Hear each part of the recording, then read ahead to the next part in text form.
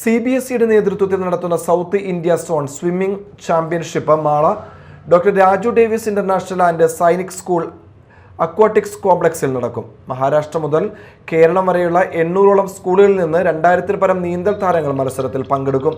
120 ഇനങ്ങളിലായാണ് മത്സരം സംഘടിപ്പിക്കുന്നത്. 25-ന് രാവിലെ 10 മണിക്ക് മാർച്ച് പാസ്റ്റോടെ മത്സരങ്ങൾ ആരംഭിക്കും. കായിക യുവജനക്ഷേമ രജിസ്ട്രേഷൻ വകുപ്പ് മന്ത്രി OJ ജനീഷ് മത്സരങ്ങൾ ഉദ്ഘാടനം ചെയ്യും. ഡോക്ടർ രാജു ഡേവിസ് പരേപ്പാടൻ, അണ്ണ ഗ്രേസ്, ഗോപകുമാർ, വിജയകുമാർ എന്നിവർ പത്രസമ്മേളനത്തിൽ പരിപാടികൾ വിശദീകരിച്ചു.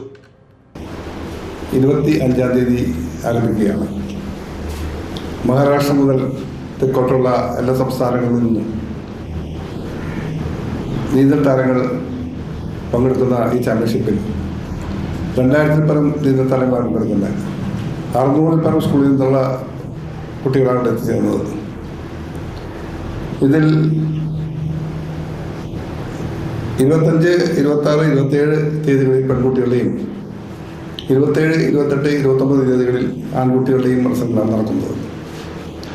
CBSEയുടെ ഈ നീന്തൽ മത്സരം, സൗത്ത് ഇന്ത്യ നീന്തൽ മത്സരം ആദ്യമായാണ് കേരളം ആദ്യത്തെ നടക്കുന്നത്. അതും മാളയിൽ വെച്ച്.